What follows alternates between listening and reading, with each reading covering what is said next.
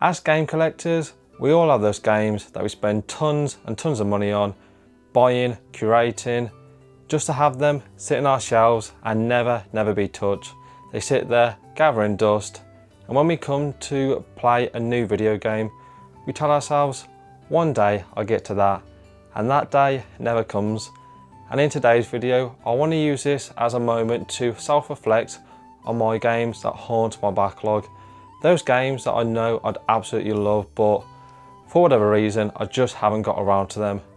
This is a safe place, no judgment, so let me know in the comments, what games haunt your backlog? What games do you know you'd absolutely love playing, but for whatever reason, you just haven't found the right time or moment to jump in?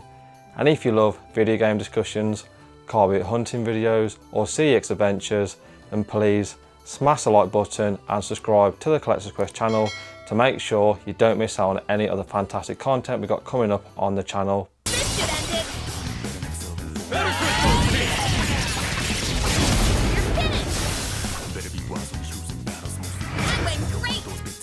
Let's kick off this list with some absolute bangers, and I can't believe I'm going to show you guys this because you're going to be scratching your head thinking, how on earth have you not played these? But we've got Wind Waker, Ocarina of Time and Majora's Mask, and man, this hurts. This hurts because I know I'd love these games. So I got into Zelda with Breath of the Wild, loved it. I then played Link's Awakening. That is my favourite Zelda game, just, yeah, perfect in my opinion. And Tears of the Kingdom, a great game. And for whatever reason, I just haven't got around to playing Majora's Mask, Ocarina of Time and Wind Waker. And I know for a fact I love them. I really fell in love with Zelda and I love the lore, hence why I've got a dedicated shelf to everything Zelda. And I know those games do go into the lore about the Triforce and the whole origin of everything Zelda and Link and all that good stuff and the timelines, and I just know that I would really enjoy them, but for whatever reason I just haven't got around to them. And Ocarina of Time is just one of those games that you have to play as a gamer. It really did set the standard for 3D gaming as a whole back in the day on the N64, and it's one of those cornerstone games that you just have to play to see the history of where gaming began and just to see how revolutionary it was for 3D graphics at the time. And I know for a fact I'd love it because I'm more of a fan of puzzle games in Zelda than the open world exploration that we see in Breath of the Wild and Tears of the Kingdom. They're all fantastic, but my preference, I love Link's Awakening, I love the puzzles, just the right amount of complexity, not too difficult but not too easy. And I just love the simple design of going around the world, getting hearts, getting all that good stuff, and just learning about the lore. I think Ocarina of Time is definitely high on the list for me, and Majora's Mask is one that really intrigues me because it seems very dark, and I love a good dark game, and the overall concept of having a timer seems very intriguing. I'm not sure if I would enjoy it or not. I've never played a game that has a timer, but it just seems like something that I would definitely be into. And Wind Waker, it's one of those games, it's very much like Marmite. Some people either love it, some people hate it, but the thing that draws me into Wind Waker is definitely the cartoony anime look. It looks fantastic and it definitely looks like a game I'd have an absolute blast playing. So hopefully we'll get to those one day, but the absolute bangers doesn't stop there. So again, I know for a fact I'd love this game because I do love stealth games, and that is Metal Gear Solid. I have not played any Metal Gear Solid game, and as someone who's a proclaimed Japanese weeb, anime, everything JRPG related fan, I know I would love these games. And like I said, I adore stealth games, with Dishonored being my favourite, and I haven't got a good excuse, right guys. Metal Gear Solid 1 on the PlayStation 1, it's like a 5-6 hour game, you know, could bang it out in a weekend, no excuse, right? Metal Gear Solid 2 is meant to be one of the best games ever, meant to be Hideo Kojima's magnum opus when it comes to writing, lore, aesthetics, and just the overall commentary on society. And it looks really intriguing, and it just looks so zany. Like, I've seen a bit of footage of Snake in a cardboard box. The humour looks off the charts, and I just love games that have a continuous story, and I love humour, and I love, You know, I love it when games don't take themselves too serious, but then at times can take themselves seriously. That's why I love Japanese games, and the overall goal was to get through Metal Gear Solid 1 and 2 this year before the Metal Gear Solid 3 Delta remake coming out, but that's coming out in like 2 weeks, so yeah, I failed miserably, but it's just sad because I know I could bang out those 2 games in like 15 hours easy, but here we are doing this video. So man, this one probably hurts the most because I spent a lot of money on this, and yeah, Skies of Arcadia for the GameCube cost me £100, and this is the main reason I picked up a GameCube about 3-4 years ago. You know, Sky Pirates, JRPG, tick tick tick, I'm all over that all day long, and I just can't believe I haven't got around to this, and everything I've seen, it looks incredible. The pirates, the exploration, the combat, it all looks like it's right up my alley, and I don't know why I haven't got around to it. I think, in my defense, right, the only thing that's holding me back in jumping into Skies of Arcadia is the constant rumors around a remake or a remaster of some kind. Like, Skies of Arcadia remake is coming, it's in development, but we just never hear anything about it. So I waited this long, and I think I might just hold out on a remake because playing GameCube games on a 4K TV isn't a great experience. So I think for now I'm gonna wait, but that one hurts because it costs a lot of money. And sticking with GameCube, a series that I need to jump into desperately, but this is the one that I look at and go, that looks like my cup of tea, and it's Pokemon Colosseum. Again, picked it up way back in the day when I first started collecting for the GameCube. It's about £40–45, not overly expensive, but it's a game that I really want to get into. It looks really cool. It's got the anime aesthetic, obviously Pokemon, but it looks different. I don't think I'm going to be, you know, one of these players that, you know, loves playing Pokemon traditionally. You know, you teach me, I'll teach you, and just throwing Pokeballs and trying to catch Pokemon. It doesn't look like it's up my alley, but that one there looks a bit dark. I think you play as a villain. Just looks really interesting. I think that's how I'm going to approach Pokemon spin-off titles. But yeah, GameCube, not getting much love from me, and this one's also painful. And out of everything, this is one that I'm probably going to get to next, and that's Drakengard 3, and it's sealed, as you can see. I got this for a bargain. I bought it off Amazon back in 2022 for £20. It's now like a £60–70 game, and I love Nier, I love Nier Replicant, Nier Automata, and I love anything Yoko Taro. And Drakengard 3 is a prequel, so we got Drakengard 1, 2 on the PlayStation 2, and number 3 on the PlayStation 3 is a prequel. And I think, reading into it, I've tried to not look too deeply into it because I don't want to be spoiled, but I think Drakengard 3 actually sets up the world of Nier. I think one of the endings in Drakengard 3 sets up the world of Nier Replicant, and everything I've seen of the gameplay, it just looks, you know, my bag, right? And the humour looks so unhinged, it looks so funny. I think there's a dragon that wets himself, and I'm just like, yeah, I need some of that in my life. But again, I don't know why I haven't got around to it. I think the only thing with this one is I have read that it isn't super good when it comes to performance on the PlayStation 3. I think a lot of people recommend trying to emulate it, which is a bit touch and go when it comes to PlayStation 3, but to be fair, I play retro games, it doesn't bother me as long as it, you know, runs at like 30 FPS, but I think in a lot of instances that does run at like 20 FPS, so that's probably the only thing holding me back. But I need some Drakengard in my blood because anything Nier, anything Yoko Taro, I can't get enough of, and I just wish we get a Nier 3, so make it happen, Yoko Taro, please.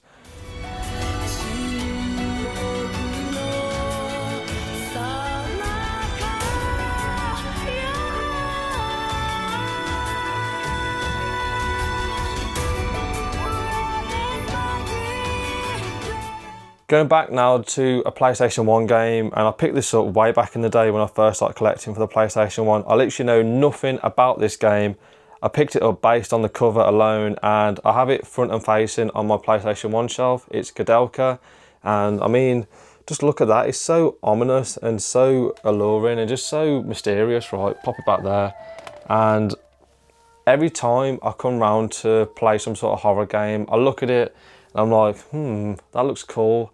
I believe it's a turn-based horror JRPG, and I also think it's set in the same universe as Shadow Hearts, which is a game that I do need to get to at some point. But Kadelka, again, I have no excuses. Looking on how long to beat, it says it takes around 6-7 hours to beat. I could bang it out in a weekend. I don't know, right? You know, why haven't any of these games been played? And Kadelka, I'm not too sure if I would enjoy it. I've never played a turn-based horror game, but you don't know until you try, right? And again, cost me around £50, so not a cheap game. Should have played it years and years ago, but yep, here we are again. Going to PlayStation 4 now, and I actually got the receipt when I picked this up. So the game is Valkyrie Chronicles Remastered, and this game looks awesome. You know, the biggest thing that seems attractive for this game is the awesome watercolor graphics. I also recently got into strategy games about a year ago, and everything I've seen of this game is meant to be amazing. Really emotional story set in a alternative version of World War II. Great characters, great combat, and I picked this up. So as you can see, I picked this up back in 2022 for £12 from a shop called MT Games in Taunton. Again, I haven't got a good excuse of why I haven't played this. I know I would really love it because it's meant to be one of the best strategy RPGs, you know, ever. And I've got this real cool collector's edition. It comes with like a little art book. So yeah, again, need to get around to this. As I do this one, I need to get around to BioShock 1 and BioShock 2. So I love BioShock Infinite. I don't know why I've only played that. It doesn't make sense. And I've even played BioShock Burial at Sea episodes 1 and 2. I don't know why, but everything I've heard about BioShock, monumental in terms of what it's done for game writing, design, combat. Again, it goes back to Ocarina of Time. It's meant to be one of the games that every gamer has to experience. And I think the only thing holding me back with BioShock is I kind of know the twist and what happens at the end, because I played it out of order, right? I played BioShock Infinite first, and Burial at Sea pretty much spoils what happens in BioShock 1. I think I haven't looked too deeply into it, but I just wanted more BioShock Infinite, and I jumped into the DLC without knowing what it was really about, and I was kind of like, what the hell's this place? And before you knew it, credits rolled, and I was like, oh, I might have spoiled BioShock 1, but I just need to get over that and just play it, because yeah, it's meant to be a 10 out of 10, you know, one of the best games ever made. And I really enjoy immersive sims. And like I said, I love Dishonored, so it makes sense to check out one of the best in class. And speaking of Dishonored, what the hell, man, I love Dishonored, but I haven't played Dishonored 2. I love stealth games, Dishonored being the creme de la creme for me in terms of stealth mechanics and how you can navigate the levels and just tackle it in any sort of way that you want. And you would have thought if I loved Dishonored, I would have played Dishonored 2, but don't know why. Had it in my collection for years and years. It's just like a £2 game. It's so cheap. It's meant to be a fantastic game. It's meant to build on everything that made Dishonored 1 so good. Great level design. You've got the choice and consequence. You can play as 2 different characters. I don't know, right? This is why I'm doing this video, to tell myself, sort it out, get and play, because you would absolutely love this. And hopefully you guys can sound off in the comments and just, yeah, make sure I don't feel alone, because yeah, it's painful going through some of these games. And I want to go through some Switch games, because yeah, I haven't played any of these and I haven't got a good enough reason why I haven't played them. So first 2 I'm going to, you know, bang out together, but we've got Undertale and Amori. So these 2 games look super interesting. They're turn-based RPGs, pretty much JRPGs, and they're meant to be a homage to Earthbound, and they're meant to deal with some very dark themes and play very differently to any other kind of RPGs. And I've had Amori for, God, 3, 4, 5 years. It is still sealed, as you can tell from Fangamer. And everything I looked into about Amori is meant to be so unique, and it's meant to deal with some very dark themes, and it gets very mature. And as someone who loves the dark, mature themes, I love Silent Hill 2, and that game is meant to play, obviously not similar to Silent Hill 2, it's a turn-based game, but it's meant to deal with similar themes, and it looks so different. I haven't played anything like Amori. Same with Undertale. And you know, Earthbound, never going to have it in the collection. That's like a £2,000 game, but I want to play that, and it makes sense to try and play some different kind of RPGs and just something a bit different. And again, I haven't got a good reason why I haven't played those. And this next one as well, I know I will love this game. I love the first one, and it is still sealed, which, yeah, hurts my soul. I don't like buying games at launch. I don't like buying sealed games and keeping them sealed. You know, I buy games to play games, but yeah, AI, the Somnium Files, Nirvana Initiative. I loved AI Somnium Files. Easily a top 5 game for me on the Switch. A fantastic visual novel, you know, great puzzle designs, a great mind-bending sci-fi story, and just great characters. You know, the characters are so funny. You know, one moment you're jumping into someone's brain trying to figure out what the hell happened. I've never played a game where one minute I'm there scratching my head, then I'm laughing so loud, then I'm, you know, looking at the screen like, what the hell's going on? And I remember playing it and my partner was like, what the hell are you playing? I'm like, don't worry about it, it's a Japanese game. Yeah, it's just great, and everything I've seen of the second one is meant to, you know, be as good, build on top of it. And with the third one coming out, I've deliberately not looked anything into it because I don't want to be spoiled. I need to get to the second one. I need to do it sooner rather than later. And sticking with JRPGs on the Switch, this one here, it isn't really on my backlog because I have played a bit of it. It is Xenoblade Chronicles 2. I played about 5 hours of it, and for whatever reason, I just wasn't in the mood for another 70, 80 hours of JRPG goodness. And I love Xenoblade Chronicles 1, easily top 5. You know, thinking about it, it might actually be my favourite Switch game. You know, it's a fantastic game. Love the story, really, really unique combat, and I just love the Space Odyssey story, and it's very different. You know, it's not something that you expect from Nintendo, from their IPs, and I just love the emotional story as well. You know, great characters in Shulk, and I just loved how the further along you got into the story, it got more and more confusing, and at the end, it just, I'm not going to spoil it, but the ending, I was like, what, you know, I need to get to the second one, I need to get to the third one, because while they are all separate, I do believe that they all try and tie together in the overall Xeno universe and Xeno franchise. So I need to get to the second one, but the only thing that put me off while I was playing it, the character designs, Japanese anime, cool, but I didn't like the emphasis on fan service. Like, I'm not, you know, I don't care about fan service. Like, I'm not a gooner. I don't look for it, but I don't really mind if it's in my games. But it just seemed that every opportunity there was camera angles that looked very precarious and very appealing to certain people. The voice acting was really weird. I don't know, it just didn't feel serious enough for me. You know, coming off the back of the first one where it's very serious, very emotional, you know, some tear-jerking moments, I was just like, this is a massive, massive shift in tone. And I think once I get over that, I think I will really, really enjoy Xenoblade Chronicles 2, but for whatever reason, I just haven't gotten over that barrier yet. But I need to get to it because I've heard nothing but good things about it, and as someone who loved the first one, I need more Xenoblade in my life. Did I what? You've got a lot of nerve, you one-eyed monster. Nia, you do know one-eyed monster usually means... Sticking with JRPGs, going into a game from one of my favourite developers of all time. They created my beloved Trails, and that is Nihon Falcom.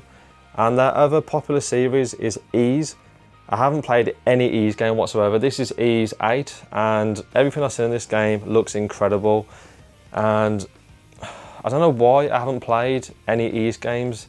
Very different to Trails, so it's not turn-based, it's action. You're always playing as the same character. It just looks really, really interesting. Incredible music. I've heard some of the fantastic songs in Ys 8, and it's banging, right? And everything I've seen of it, it looks very reminiscent of Zelda, hack and slash combat, some cool puzzles, cool exploration. So I know for a fact I would love it, but the only thing stopping me getting into Ys, I'm still on my Trails journey. I'm still embarking on my Trails pilgrimage. I've just, you know, hit a bit of a road bump along the way. I'm on Colosseum 2, and that game, not enjoying it at all. I just need to finish it and just see the back of it. I'm about 35, 40 hours into it, and I just keep kicking the can down the road, and I keep putting it on pause. I haven't played it for about 2 months. I need to pick it back up, and I just know I have to get through it. And I don't know, it's just not hitting the same highs that I'm expecting from Trails. There's too many characters, too much fan service, the writing quality isn't as good as Crossbow and the Sky games, and I'm just not enjoying it, to be fair, but I know I need to push through it. So I think that's the only thing holding me back from Ease, but I know for a fact I've got some fantastic games waiting for me when I'm ready to jump into Ease. And the last game I'm going to talk about, out of everything, this is the game that I know would be a 10 out of 10 for me. And again, it's a game I picked up at launch, and I don't like doing that, but it's Metaphor Fantasio, and it's from my beloved Atlas. As you can see, you've got the Steelbook, got the amazing collector's edition, and yeah, I know for a fact that's a 10 out of 10 game. Everything I've seen of the game is incredible, and I did play it, so picked it up when it came out last year, played it for around 5-6 hours, and I think the reason why I didn't see it through was I was burnt out of Atlas games. So I just come off the back of playing Persona 3 Reload, which I liked. I think it was a good game, but I don't think it's as good as 4 or 5. It is definitely my least favourite Persona game. It's still a great game, still, you know, a solid game, but for me, I was just burnt out. I think the dungeon design just burnt me out. Going 250 floors up through the tower, it just did me in, and I just wanted to see the back of it. And I jumped into Metaphor pretty much straight after that, and I think I was just sick of that style of game. You know, Persona games, they all play very similar, you know, socializing, building bonds, and Metaphor seemed like everything that Persona was, but to a greater level, and I just wasn't ready for that kind of game. And I know for a fact it's sitting there, I'll play it, I'll love it like everyone else does, you know, the music, the atmosphere, the character design, the UI, it all looks like a Persona game, just in a different setting, just in a medieval setting. I know for a fact I'd love it. I know for a fact it'd be a 10 out of 10 game for me, but I'm just waiting for the right time. I don't want to be burnt out of Persona games, and sometimes it's just great having a shelf full of games that you know it's going to be a 10 out of 10 game, you know you're going to love, but one day we'll get to it. One day we'll get to it. Your hopes, but I will not. Now let's see what manner of story you'll be. So those are all the games that haunt my backlog, games that I know for a fact I would love, but for whatever reason I haven't got around to them, and it is something that I'm trying to work on. This year I have been trying to balance retro with modern, but you know how it is, right? Too many games and not enough time, and sometimes I do love leaving games that I know would be a 10 out of 10 and just trying to schedule it into a time where I can just be absorbed and just sink everything that I've got into those games. And I know for a fact some of those games I would absolutely love. Pretty much all of those games I know I would love, but for whatever reason I haven't got around to them, and I hope one day we'll get to them. Because for me, I only buy games that I actually want to play. I'm not one of these collectors who just buys for the sake of buying. If that's you, cool, but for me, the way I collect, everything in my collection is technically part of my backlog, because everything I buy is a game that I do want to play someday. It's just too many games and definitely not enough time, but hopefully one day we'll get to those games. I am definitely trying to make better progress from my backlog, but you know how it is. The backlog plays heavy on the mind, but let me know in the comments down below, what are your games that haunt your backlog? Games you know you'd absolutely love, but for whatever reason, you just haven't got around to them. And while you're down there in the comments, if you haven't done so already, please smash the like button and do consider subscribing to the Collector's Quest channel to stay up to date with the car boot hunting videos, the CEX adventures, and all the discussions around video game collecting as a whole.